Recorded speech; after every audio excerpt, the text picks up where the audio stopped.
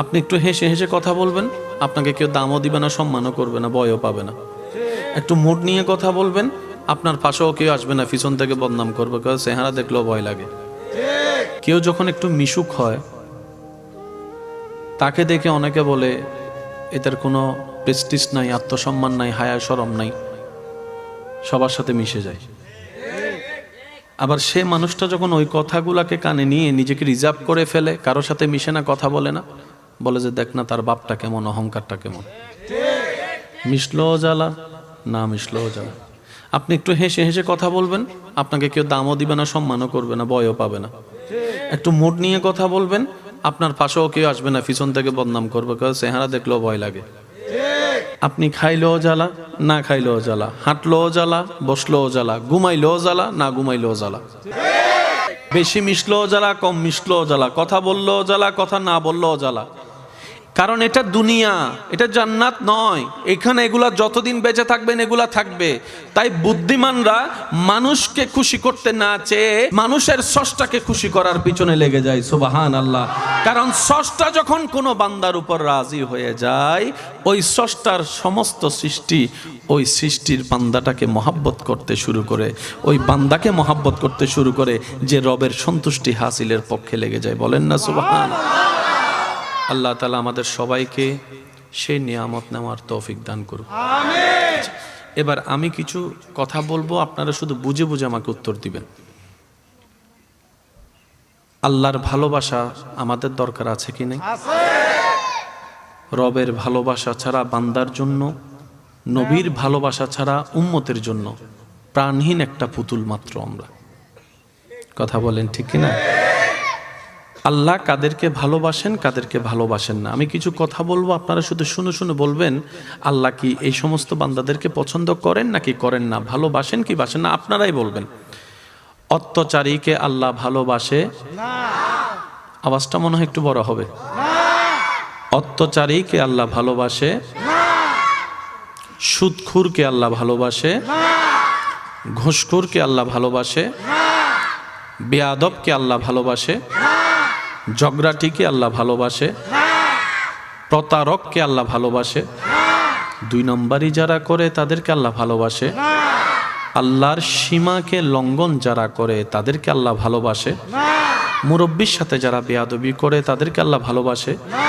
মা বাবার সাথে যারা অত্যাচার করে, মা বাবাকে কষ্ট দেয় অন্যায়ভাবে, তাদেরকে আল্লাহ ভালোবাসে না। যৌতুকের কারণে বউয়ের উপর গায়ে হাত তুলে তাদেরকে আল্লাহ ভালোবাসে না। একটু জোরে বলি। ওজনে 19-20 করে যারা, তাদেরকে আল্লাহ ভালোবাসে না। রাস্তা যারা বন্ধ করে, পানি যারা বন্ধ করে, তাদেরকে আল্লাহ ভালোবাসে না। যারা অন্যের বিয়ে ভঙ্গন করে দেয় ভৌনি দিয়ে, তাদেরকে আল্লাহ ভালোবাসে না। গীবত করে পিছনে পেঁচ লাগাই দেয়, পিন মেরে দেয়, তাদেরকে আল্লাহ ভালোবাসে না। এই সমস্ত কাজ থেকে আল্লাহ যেন আমাদেরকে হেফাজত করে। এবার বলবো, এগুলার উত্তর আপনারা দিবেন। ফরহেজগার বান্দাকে আল্লাহ ভালোবাসে। মাশাআল্লাহ, আরেকটু জোরে। ফরহেজগার বান্দাকে আল্লাহ ভালোবাসে। মুত্তাকিন বান্দাকে আল্লাহ ভালোবাসে। সৎ বান্দাকে আল্লাহ ভালোবাসে। ভদ্র বান্দাদেরকে আল্লাহ ভালোবাসে।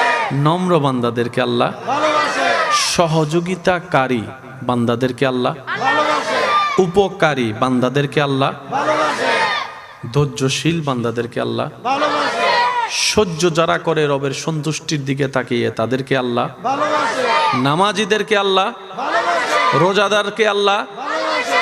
মা বাবাকে খুশি করে চলে এমন সন্তানকে আল্লাহ ভালোবাসে। স্বামী হিসেবে স্ত্রীর হক, স্ত্রী হিসেবে স্বামীর হক যারা আদায় করে, তাদেরকে আল্লাহ ভালোবাসে। বড়দেরকে যারা সম্মান করে, ছোটদেরকে যারা স্নেহ করে, তাদেরকে আল্লাহ ভালোবাসে। যে যার যতটুক সম্পত্তি প্রাপ্য তাকে সম্পত্তি যে দিয়ে দেয়, তাদেরকে আল্লাহ ভালোবাসে।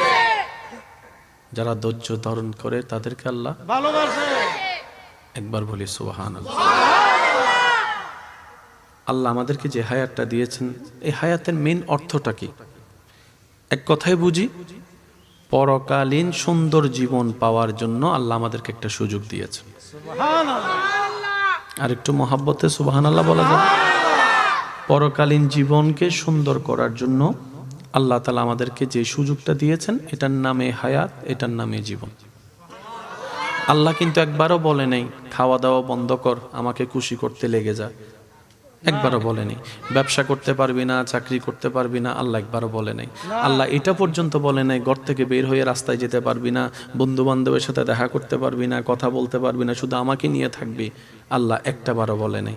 আল্লাহ তাআলা বলেছেন সব কর, কিন্তু প্রত্যেকটা করা যেন আমার নবীর দেওয়া সুন্নত মোতাবেক হয়, তাহলে তোর করায় করা হবে, সুন্নতে সুন্নত আদায় হবে, আমি রব খুশি হয়ে যাব, তোর করার উপর খুশি হয়ে আমি আল্লাহ সওয়াবের ব্যবস্থা করে দেব। সুবহানাল্লাহ।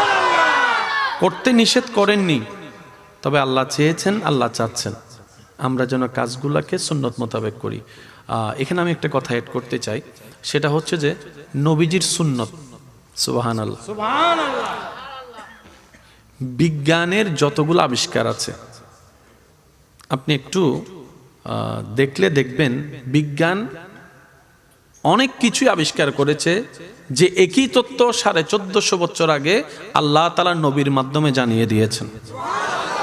যে পানি খাওয়ার যে নিয়মটা বর্তমান ডাক্তাররা বারবার বলছে, একই পদ্ধতি আমাদের নবী আগে থেকেই জানিয়ে দিয়েছে। নবীজির প্রত্যেকটা সুন্নত নিয়ে যদি আপনি ঠান্ডা মাথায় একটু গবেষণা করে দেখবেন, দেখলে দেখবেন আপনি সেখানে রাষ্ট্রবিজ্ঞানও পাবেন, সমাজ বিজ্ঞানও পাবেন, অর্থনীতিও পাবেন, আপনি সেখানে চিকিৎসা বিজ্ঞানও পাবেন। প্রত্যেকটা সেক্টরে আল্লাহ নবীকে দিয়ে কাজ করিয়ে দিয়েছেন। বলেন সুবহান। আল্লাহ আমাদেরকে নবীজির সুন্নত মেনে চলার তৌফিক দান করুন। আমিন। সৃষ্টি জগতে আল্লাহ তাআলা রব্বুল আলামিনের যত ধরনের সৃষ্টি আছে, এই সৃষ্টি জগতে আল্লাহ তাআলা মানব জাতিকে শ্রেষ্ঠত্বর আসন দান করেছেন। আল্লাহ তাআলা সৃষ্টি জগতের মধ্যে সবচেয়ে দামি আপনার আমার নবী রাহমাতুল লিল আলামিনকে বানিয়েছেন। সুবহানাল্লাহ।